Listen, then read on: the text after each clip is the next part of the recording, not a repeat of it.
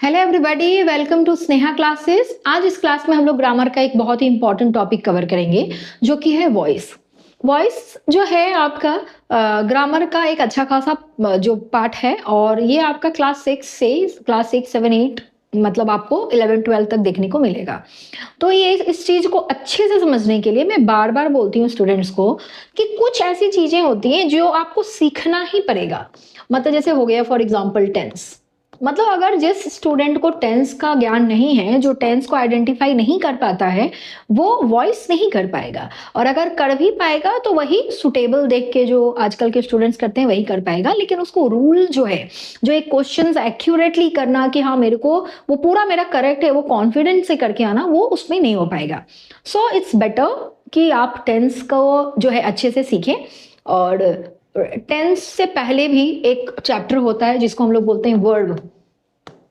Verb का ज्ञान भी आपको अच्छे से होना चाहिए। ठीक है, चलिए अब मैं आपको बताती हूँ वॉइस। देखिए सबसे पहले अगर वर्ब का बात करें तो वर्ब का यहाँ पे आपको दो डिवीजन दिख रहे हैं, ट्रांजिटिव और इंट्रांजिटिव। और ये दो डिवीजन मैंने यहाँ पे इसलिए दिया है क्योंकि वॉइस करने से पहले ये दो डिवीजन का ज्ञान आपको होना चाहिए। लेकिन वर्ब इतना सिंपल नहीं है। वर्ब बहुत ही ज्यादा जो है डिग्निफाइड और बहुत ही ज्यादा ब्रॉड केस है, आपको बहुत अच्छे से समझना पड़ेगा। लेकिन अभी हम लोग वॉइस पे फोकस करते हैं। मैं वर्ब लेकर आ जाऊंगी, वर्ब भी मैं आपको करवा दूंगी। चलिए देखिए सबसे पहली बात, वर्ब यानी कि basically verb, not only verb, actually जो मेन वर्ब्स होते हैं, मेन वर्ब्स जो होते हैं वो जो मेन वर्ब्स यानी कि क्या, जो एक्शंस होते हैं, जो एक्टिविटीज होती है ना, वो उनको दो पार्ट में रखा जाता है, ट्रांजिटिव और इंट्रांजिटिव। अब ट्रांजिटिव वो वर्ब्स होते हैं जिसमें क्या रहता है, ऑब्जेक्ट रहता है। ट्रांजिटिव क्या है, वो वर्ब्स है जिसमें क्या रहेगा, ऑब्जेक्ट रहेगा। देखिए आपको सेंटेंस में दो चीज रहता है, एक डूअर रहता है, एक रिसीवर होता है। डूअर यानी कि जो काम कर रहा है, और रिसीवर कौन होता है, जो उस काम को रिसीव कर रहा है। तो वही रिसीवर को हम लोग क्या बोलते हैं, ऑब्जेक्ट बोलते हैं। और इंट्रांजिटिव जो होते हैं उसमें क्या होता है, ऑब्जेक्ट नहीं होता है, उसमें ऑब्जेक्ट नहीं होगा। तो आप हमेशा याद रखिएगा जब आप वॉइस करते हैं तो वॉइस उसी सेंटेंस का होता है, उसी वर्ब का होता है जिसमें क्या हो, ऑब्जेक्ट हो। यानी कि वॉइस का इंट्रांजिटिव वर्ब से कोई लेना देना नहीं है। अगर मैं कोई एक सेंटेंस दे दूं और जिसमें ऑब्जेक्ट ना हो, आप इसका वॉइस चेंज नहीं कर पाइएगा। ये तो पहले क्लियर होना चाहिए। समझ आई बात, क्लियर हुआ? ओके चलो अब आगे बढ़ते हैं। देखो सबसे पहली बात, आई कंप्लीटेड। आई कंप्लीटेड ये भी फुल मीनिंगफुल सेंटेंस है। आई कंप्लीटेड, इसमें ये मैंने खत्म कर लिया, मैंने कंप्लीट कर लिया। लेकिन व्हाट यू हैव कंप्लीटेड ये पूरी तरीके से डिटेल में नहीं बता रहा है, लेकिन आप ये बोल सकते हैं कि ये कंप्लीटेड ये जो है ये क्या है, पूरा सेंस दे रहा है सेंटेंस। तो ये वर्ब है, वर्ब में कौन सा, मेन, मेन में कौन सा, इंट्रांजिटिव। क्यों ऐसा, क्योंकि इसमें ऑब्जेक्ट जो है वो नहीं है। लेकिन अगर मैं ऐसा दूं, I completed my work yesterday, मैंने कल काम अपना खत्म कर लिया। क्या कंप्लीट किया, मेरा काम, यानी कि उसमें क्या है, ऑब्जेक्ट है।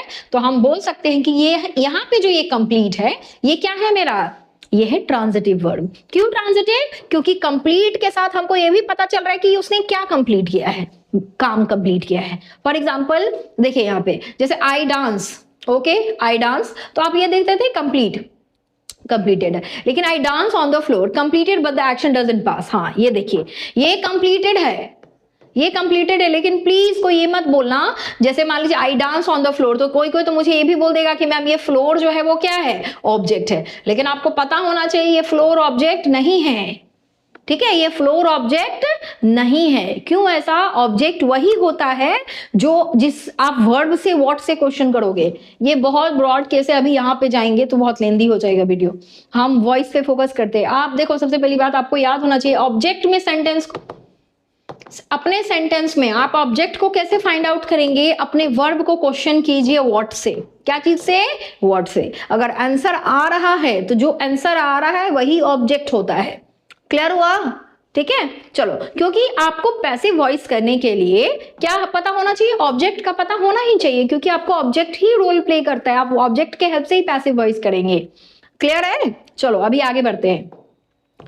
हाँ तो इसका मतलब हुआ that note only transitive verb will have, yes note मतलब क्या है कि only transitive verb will have passive voice, है ना। वो वर्ब जिसके पास, जिसके साथ क्या रहता है, ऑब्जेक्ट रहता है वही वर्ब क्या चीज में कन्वर्ट हो सकता है, पैसिव वॉइस में कन्वर्ट हो सकता है, और इंट्रांजिटिव वर्ब का आप पैसिव वॉइस नहीं कर सकते हैं। अब बोलेंगे मैम कहीं कहीं पे तो होता है, तो भैया देखिए एक्सेप्शनल केस हर जगह है, लेकिन आपको पता होना चाहिए कि ट्रांजिटिव वर्ब का ही क्या होता है, पैसिव वॉइस होता है। क्लियर? अब देखो, अब आते हैं टेंस पे बात। टेंस पे कुछ बात करनी है, ये बहुत इंपॉर्टेंट है। देखिए हमारे पास टोटल कितने टेंसेस हैं, हमारे पास टोटल अगर बात करें we are having 12 tenses in all,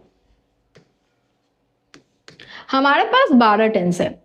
लेकिन आप हमेशा याद रखिए कि जो पास्ट परफेक्ट कंटिन्यूअस, आप वॉइस चेंज सिंपल का होता है, कंटिन्यूअस का होता है, परफेक्ट का होता है, हाँ, लेकिन परफेक्ट कंटिन्यूअस का वॉइस चेंज जो है वो नहीं होता है।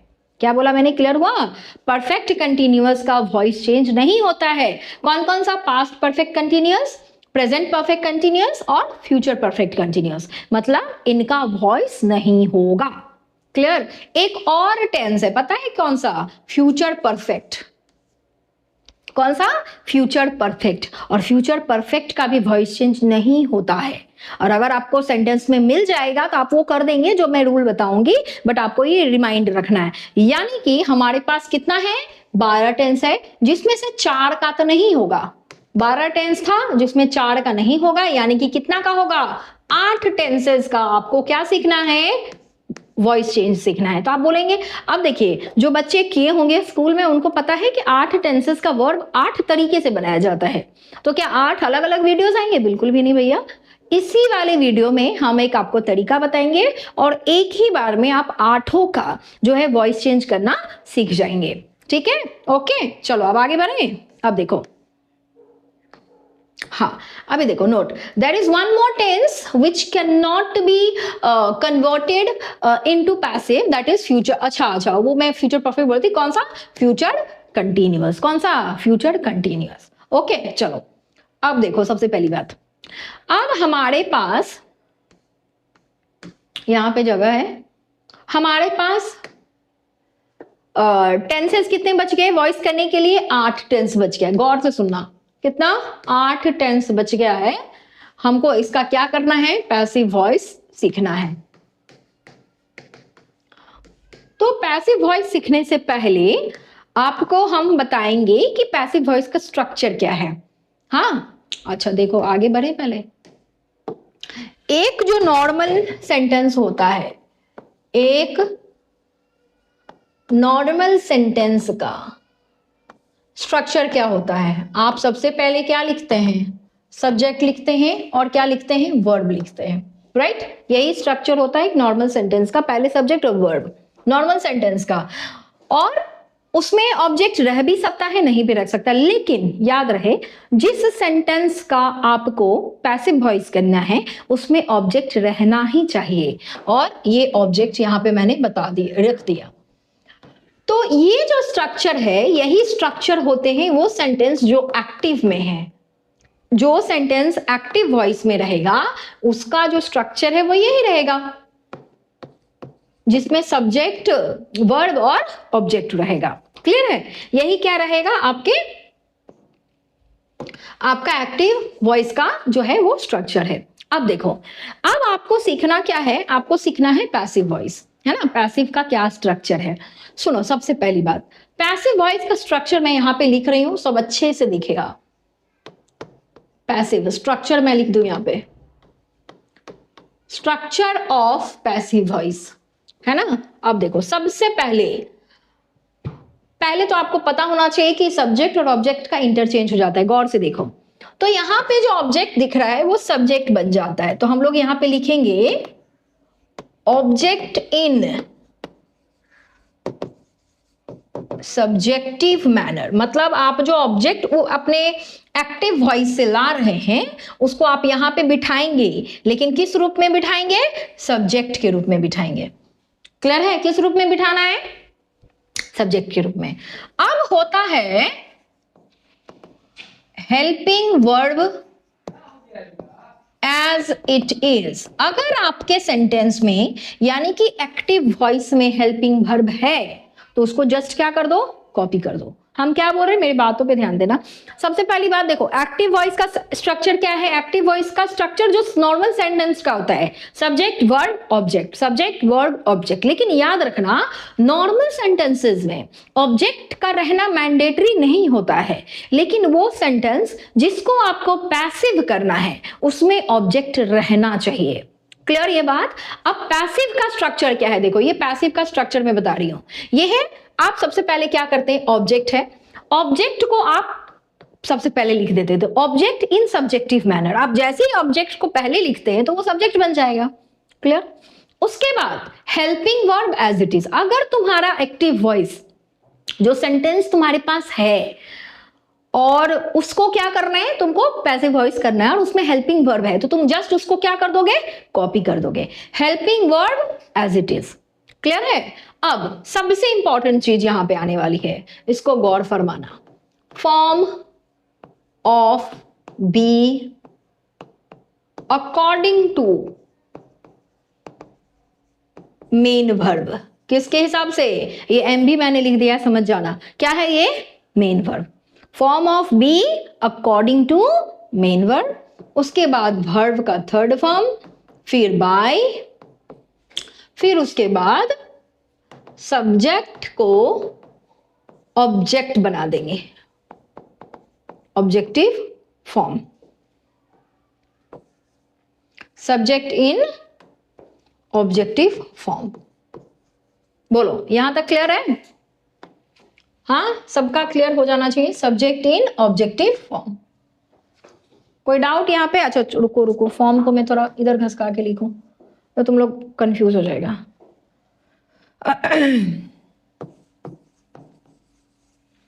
ओके ठीक है, चलो अभी अब एक सेंटेंस देते हैं, सेंटेंस को देख लो। एग्जाम्पल थोड़ा ब्लू में ले लें, ग्रीन में ले लेते हैं, ग्रीन थोड़ा ज्यादा विजिबल होगा। हाँ ठीक है, इट वुड बी बेटर। चलो देखो, अब यहाँ पे एक एग्जाम्पल देते हैं तुमको। एग्जाम्पल में देते हैं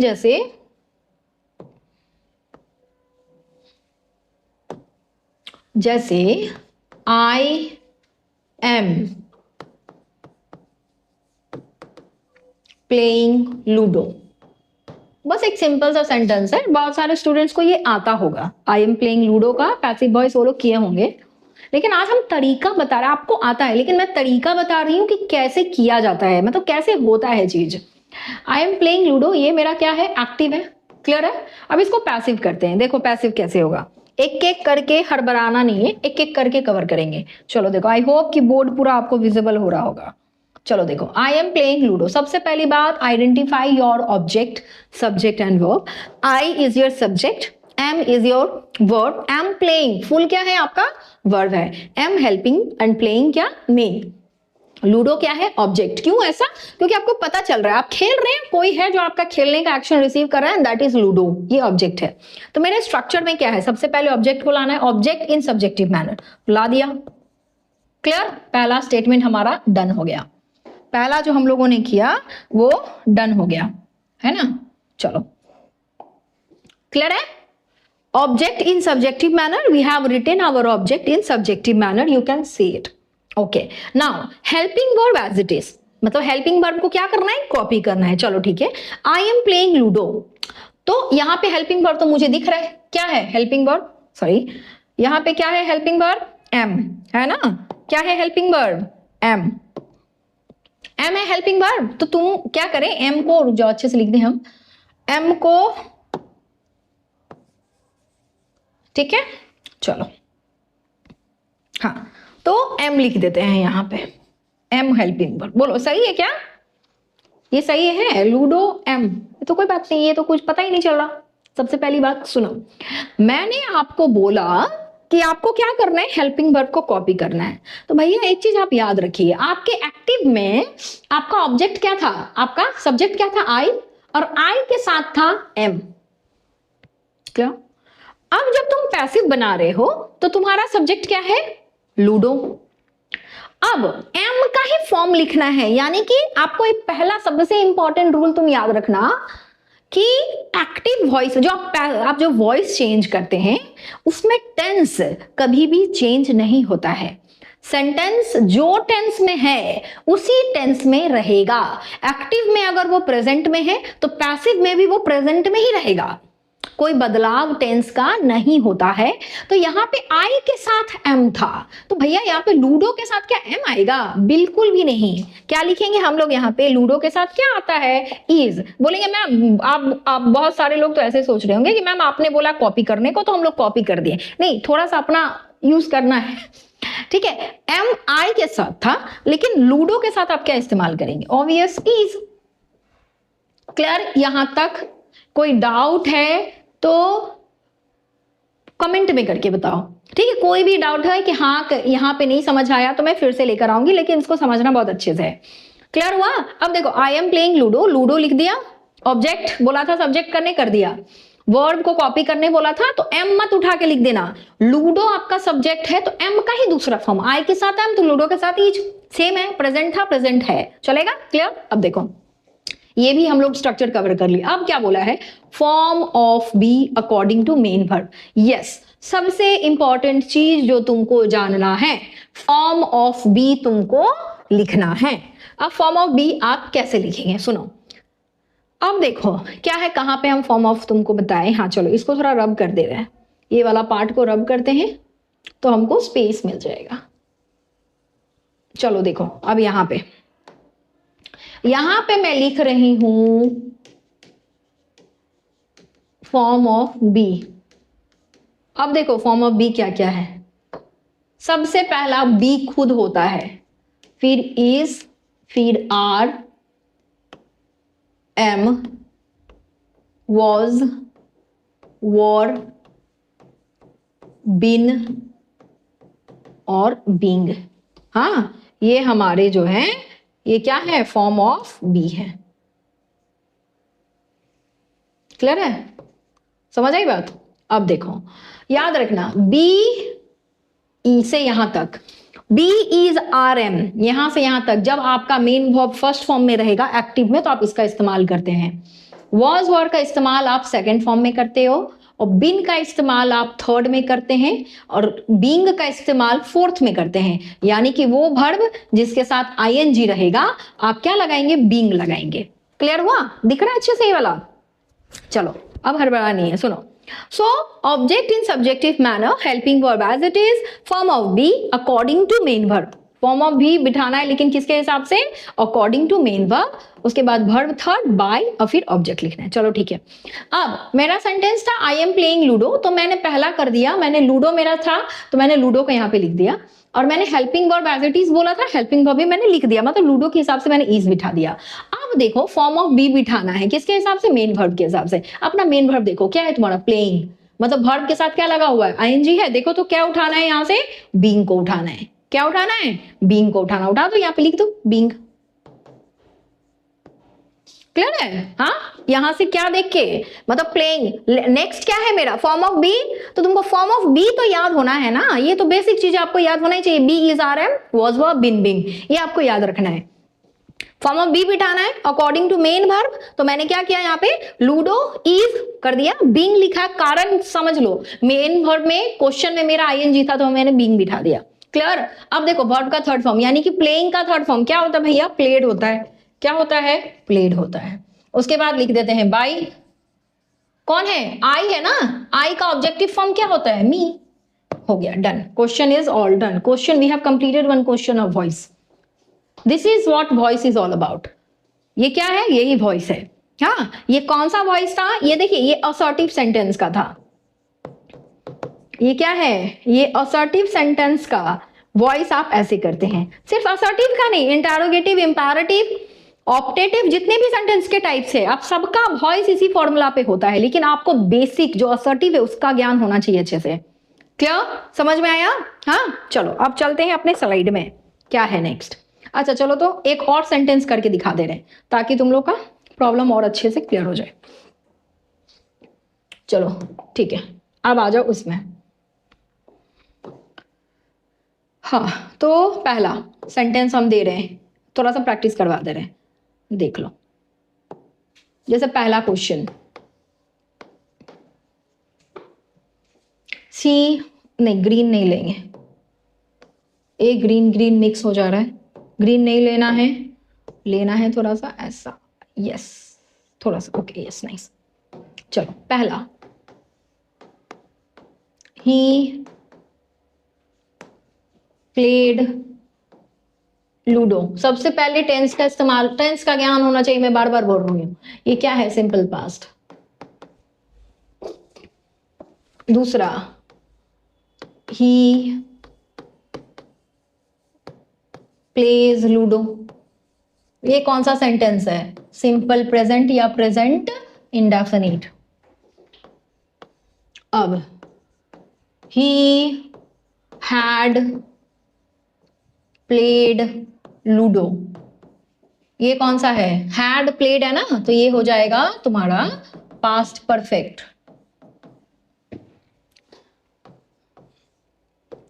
अब ही हैज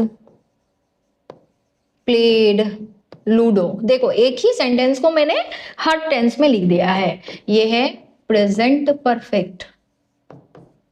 हाँ चलो, अब ये चारों को हम करके बता दे रहे हैं आपको, कोई डाउट नहीं रहनी चाहिए। सुनो, उसी स्ट्रक्चर को याद रखेंगे, मुझे याद है। चलो सबसे पहली बात, हम लोग ऑब्जेक्ट खोजते हैं। ऑब्जेक्ट क्या है मेरा? लूडो है, तो लिख दे यहाँ पे लूडो, है ना। क्या था पहला? Object in subjective manner, object को मैंने सब्जेक्ट बना दिया। अब नेक्स्ट क्या था? Helping verb as it is. अपने सेंटेंस में देखो हेल्पिंग वर्ब है? नहीं है। देखो इसको खोलें, चलो अब नेक्स्ट देखो, यहां पे क्या बोला था? Helping verb as it is. लेकिन इस वाले सेंटेंस में देखो हेल्पिंग वर्ब तो मेरा नहीं है, तो अब क्या उसको लेके कुछ करना नहीं है, आगे स्टेप बढ़ेंगे। अब अगर कुछ नहीं है, सॉरी, अब मेरे पास अगर हेल्पिंग वर्ब नहीं है, मेरे यहाँ पे हेल्पिंग वर्ब था तो मैंने लिख दिया। अब मेरे जो अब मैं अभी सेंटेंस करवा रही हूँ उसमें हेल्पिंग वर्ब नहीं है, तो उसको लेके कुछ करना नहीं है, उसको स्किप करना है। अब आगे बढ़ेंगे हम लोग। नेक्स्ट क्या है? फॉर्म ऑफ बी, है ना। Form of be according to main verb. तो भैया देखिए ये सिंपल पास्ट है ना, तो यहाँ पे वर्ब का फॉर्म जो है ये सेकेंड होता है। अब हेल्पिंग वर्ब वाला तो केस है नहीं हमारा, हेल्पिंग वर्ब तो छोड़ दिए, अब आगे बढ़ गए। आगे मतलब क्या था? फॉर्म ऑफ बी है, किसके हिसाब से? मेन वर्ब के हिसाब से। मेन वर्ब है सेकेंड, तो आप सेकेंड के लिए देख लीजिए क्या लगता है। सेकेंड का देखो क्या लगता है, वॉज या तो वॉर्ड। वॉज वॉर्ड में से कोई एक चीज लगाना है।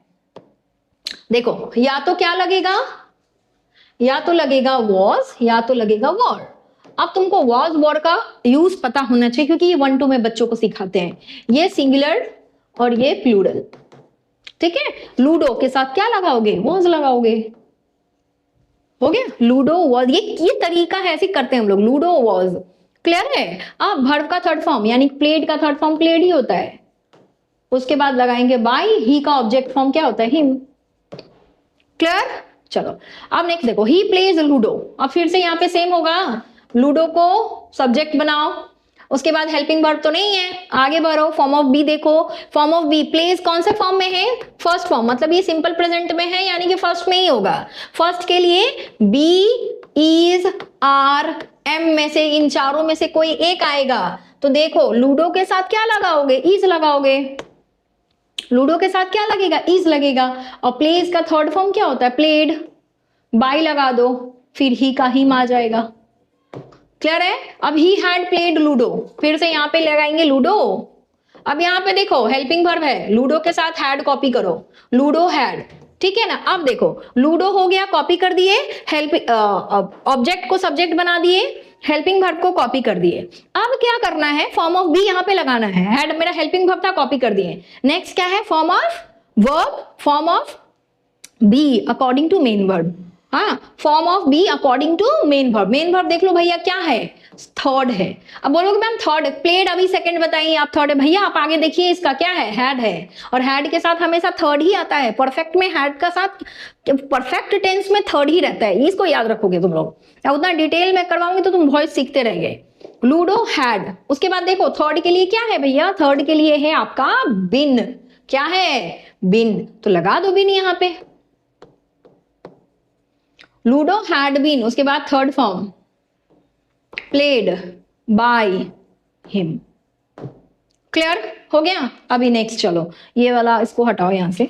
हाँ अभी देखो next, he has played ludo. अब हो गया लूडो, फिर से लगाओ, हेल्पिंग वर्ब कॉपी करो, फॉर्म ऑफ बी लगाना है, थर्ड फॉर्म है ना ये, हैज के बाद तो थर्ड ही परफेक्ट है, प्रेजेंट परफेक्ट है, थर्ड फॉर्म ही होगा, थर्ड के लिए बिन था, प्लेड। अब उसके बाद वर्ब का थर्ड फॉर्म प्लेड, उसके बाद बाय, उसके बाद सब्जेक्ट इन ऑब्जेक्टिव फॉर्म यानी कि हिम। क्लियर? चार हम लोग जो हैं वो अभी वॉइस मैंने तुमको करके दिखा दिया, and all are based on assertive sentence. सारे के सारे क्या है? Assertive sentence. मतलब moral of the story is कि वॉइस में कुछ नहीं करना है। वॉइस के अगर फॉर्मूला का बात करें तो बस यही है वॉइस का formula, form of be plus verb third. ये जहां रहेगा यानी कि ये क्या है? ये पैसिव है। क्या है ये? पैसिव वॉइस है। ठीक है, चलो अब बाकी का डिस्कशन हम लोग यहीं से स्टार्ट करेंगे, वो नेक्स्ट क्लास में करते हैं, नहीं तो वीडियो बहुत लेंदी हो जाएगा और वो तुमको बोर कर देगा। मैं बिल्कुल भी नहीं चाहती कि तुम मेरे क्लास में बोर हो। वीडियो इंफॉर्मेटिव होनी चाहिए जिससे तुमको इंफॉर्मेशन मिले। समझ आई बात? क्लियर है? तो जाके क्या करना है, वीडियोस को देखना है, स्नेहा क्लास को, स्नेहा क्लासेस को सब्सक्राइब करना है, शेयर करना है और कमेंट भी करना है। ठीक है, चलो तब तक के लिए मेरे क्लास के साथ बने रहो। Thank you so much.